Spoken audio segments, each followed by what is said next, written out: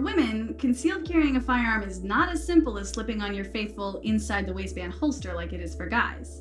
There are plenty of holster options out there for us, but they typically require a compromise between comfort, function, and style.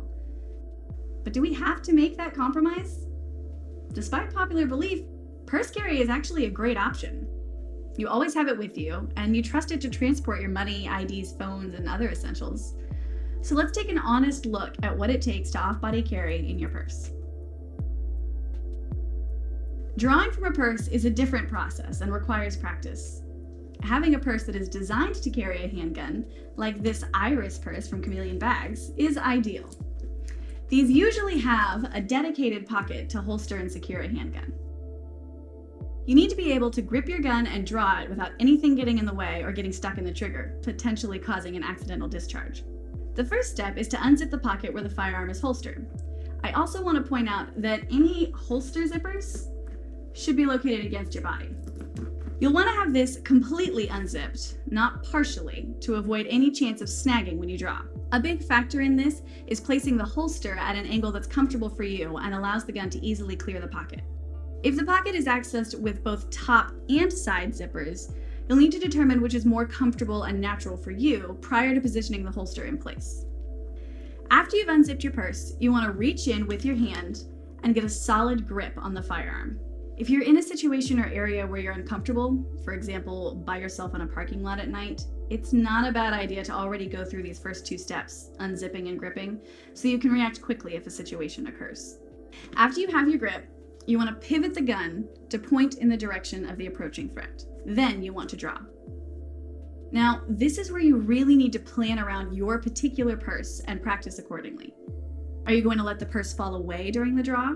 Are you drawing in an upward, outward, or backward motion? This all depends on factors like your physical size, the size of the purse, and the length of the straps.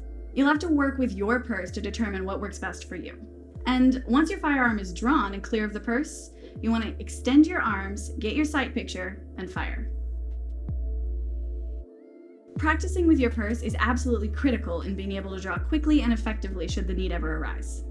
Using dry fire to practice is recommended, as this gives you the hands-on repetition with your actual firearm and purse. And as always, with any dry fire practice, you should have an unloaded gun with no round in the chamber and no ammunition in the room with you.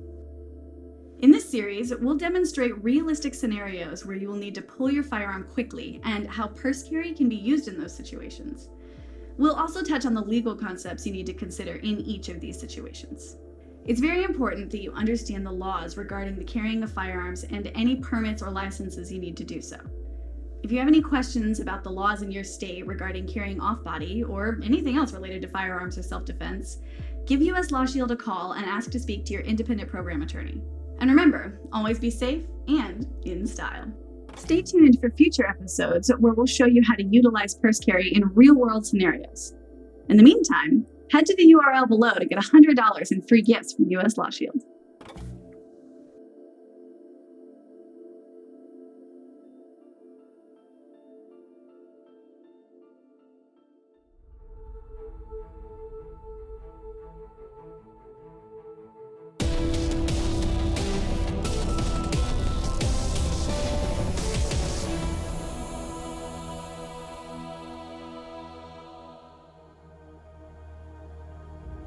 Unfortunately, in today's world, workplaces can be targets for criminals and those with violent agendas.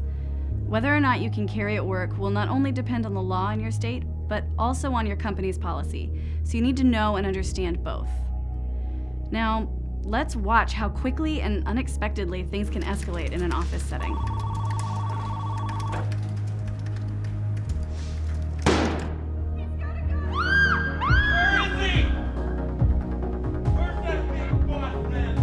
This purse, the Gaia, has both top and side pocket access to the firearm. The top access would be my preference in this situation, and the holster is set up accordingly. As the gunman enters and fires, it's clear that his intent is to kill. It's time to make a move. Within the span of a minute, saying goodbye to a coworker evolved into a situation where you were forced to defend yourself and others from a deadly threat. After you speak with 911 and provide them with the necessary information, call the U.S. Law Shield Emergency Hotline. You've protected others, now let them protect you. Stay tuned for future episodes where we'll show you how to utilize purse carry in real-world scenarios. In the meantime, head to the URL below to get $100 in free gifts from U.S. Law Shield.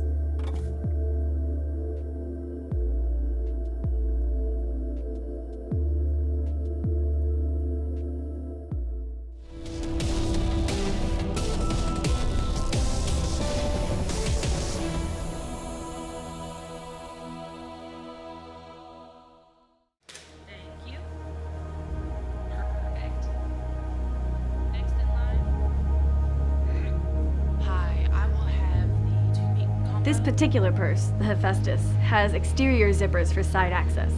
Notice how those zippers are against the body.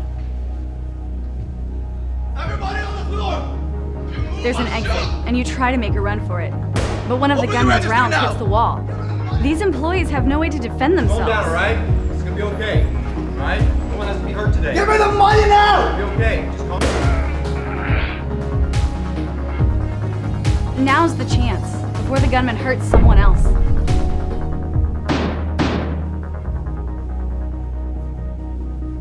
Others are dialing 911, so you can call the U.S. Law Shield Emergency Hotline. You've protected others, now let them protect you. Defending a third person under certain circumstances is legal in many states. But you should always check the laws in your state so you know what you can and cannot do where you live. Stay tuned for future episodes where we'll show you how to utilize purse carry in real-world scenarios. In the meantime, head to the URL below to get $100 in free gifts from U.S. Law Shield.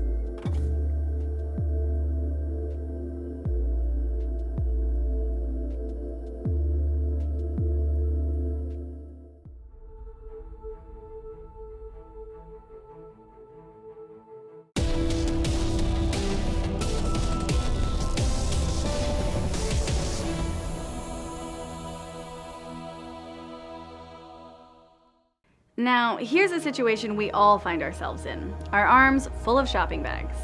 Here, the Lynx purse is carried over the left shoulder so that your strong hand can access the firearm. To keep your hands free, you should place your bags in the crook of your arm. This is where situational awareness is critical. When you sense something is off, go ahead and reach inside the purse and grip your gun. You should also try to avoid walking right next to cars to help create distance if you are attacked.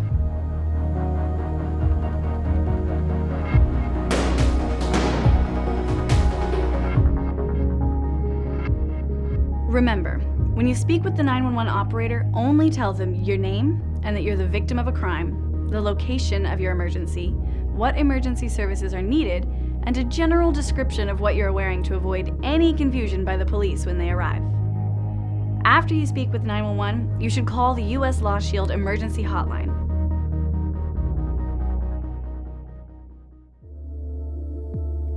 Stay tuned for future episodes where we'll show you how to utilize purse carry in real-world scenarios. In the meantime, head to the URL below to get $100 in free gifts from U.S. Law Shield.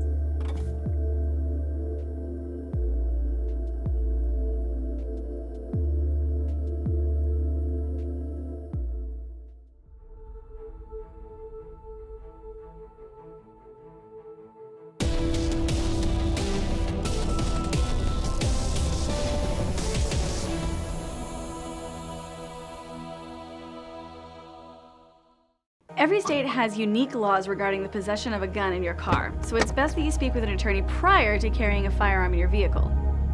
Having your firearm readily available in your Afia purse in the passenger seat instead of in the glove box or in a locked container really makes all the difference in the situation.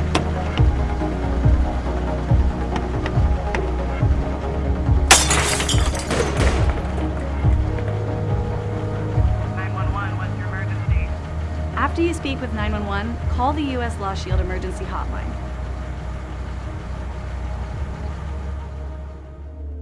Stay tuned for future episodes where we'll show you how to utilize purse carry in real-world scenarios. In the meantime, head to the URL below to get $100 in free gifts from U.S. Law Shield.